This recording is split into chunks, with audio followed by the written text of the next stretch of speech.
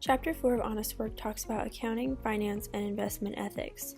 The author discusses different accounting practices that companies will use when trying to maximize earnings.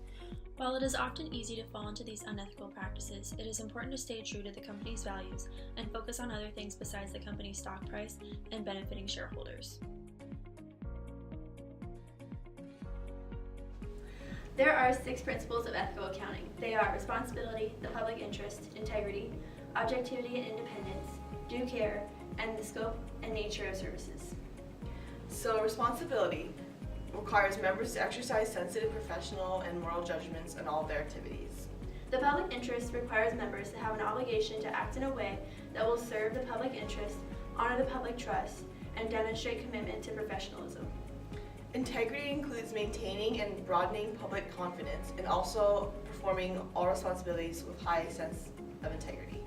Objectivity and independence requires that the member maintain objectivity and is free of conflicts of interest while performing professional responsibilities.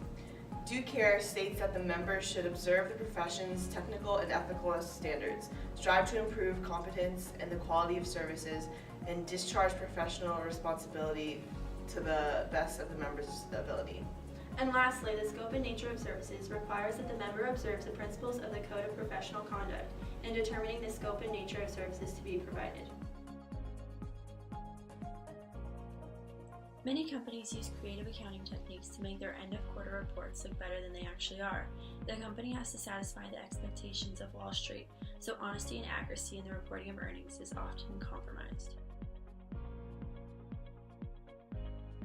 Cookie jar reserves are earnings held back from a quarter where they should have been recognized and saved for a quarter where they may have experienced losses.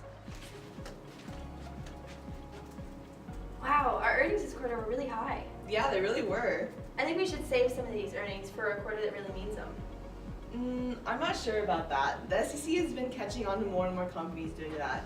I don't want it to come and bite us in the ass later. Good point. Maybe we shouldn't. Companies must estimate the restructuring costs it will eventually incur and charge them off. Restructuring costs may include severance payments or plant closing, among many other things. It is important to note that many of the expenses won't be paid off until year 2 or 3. The charges end up in a liability called reserve, which puts craters in year 1's profits, but analysts ignore the bottom line damage these write-offs do and focus on operating earnings instead. The restructuring change is a big bath deliberately made larger than the monies to be paid out, which allows the excess to be channeled back into earnings in year 2 and 3. So I heard the SEC has been selecting companies to review that took out restructuring charges last year. Oh no, that's something we did last quarter to make our earnings look better for future quarters. Do you think they're going to find out? I'm not sure. Maybe we should try to fix this in this quarter and modify to reflect earnings that are more accurate. Another ethical issue that accounting firms and departments run into is the abuse of materiality. For especially large corporations, the preparation of financial statements is a complex job.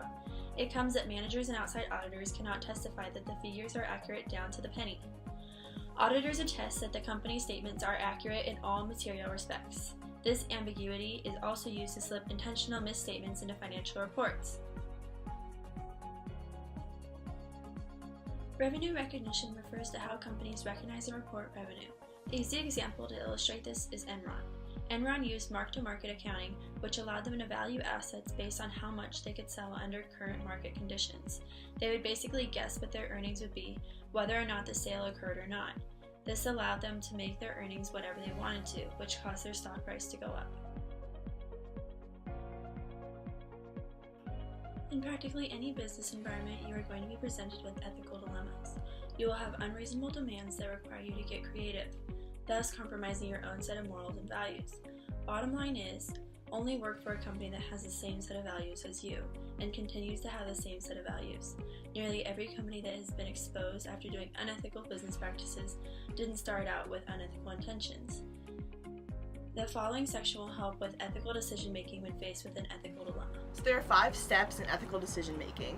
The first step is to recognize the event, decision, or issue, and this means like you may be asked to do something that you think might be wrong and unethical, and you are aware of the illegal or unethical conduct that follows. The second is think before you act. So this means that you must summarize and clarify your issue and ask yourself, what is the dilemma here? You must consider the options and consequences, and you also have to consider who might be affected and consult with other people. So the third one is to decide on a course of action. This means you must determine your responsibility, review all the facts and information, refer to applicable firm practices or professional standards, and assess the risks and how you could reduce them. The fourth is to test your decision. This means to review the ethics questions to consider again, apply the firm's values to your decisions, and make sure you have considered firm policies, laws, and professional standards. Fifth is to proceed with confidence.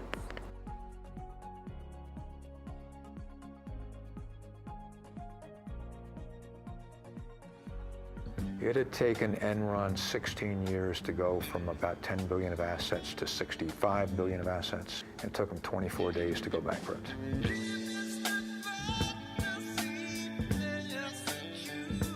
The fatal flaw at Enron was pride, arrogance, intolerance. Well, look, Ma, you guys stole from those poor grandmothers.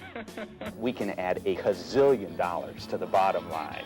All right, that sounds fantastic. Did you convert stock worth $66 million? I don't know. I netted approximately $100 million.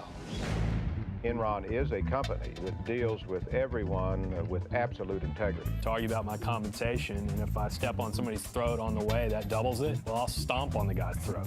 The other thing about people at Enron is a lot of them were former nerds. You wanted to be the most popular guy on Wall Street, and you were going to do whatever you had to do. They sought out every loophole they could in order to profit. The rules weren't quite clear. They could bury debt, they could bury losses. An industry that was very reliable for 100 years was all of a sudden turned into a casino. Those guys could just yank the California economy on its leash whenever they wanted to, and they did it, and they did it, and they did it. He just steals money from California to the tune of $1 million or two a day. Can we rephrase that? Could I predict a phony energy crisis as a result of deregulation? Yes. Could I predict that Arnold Schwarzenegger would be our governor as a result of deregulation? Oh, I didn't expect that. How exactly does Enron make its money? Accounting doesn't get that creative. I would like to know if you are on crack. This is the shredded evidence that came out of Enron. Everyone was on the bandwagon, and it can happen again. We are the good guys. We are on the side of angels. It has evolved to the corporate crime of the century.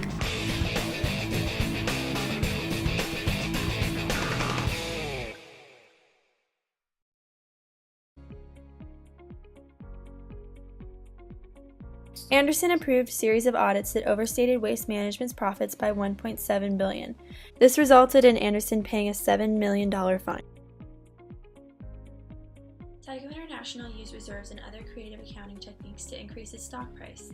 PricewaterhouseCoopers didn't disclose this. PricewaterhouseCoopers also provided consulting services to Tyco, which created a conflict of interest. Lastly, they didn't report any of the details of 700 acquisitions costing over $8 billion.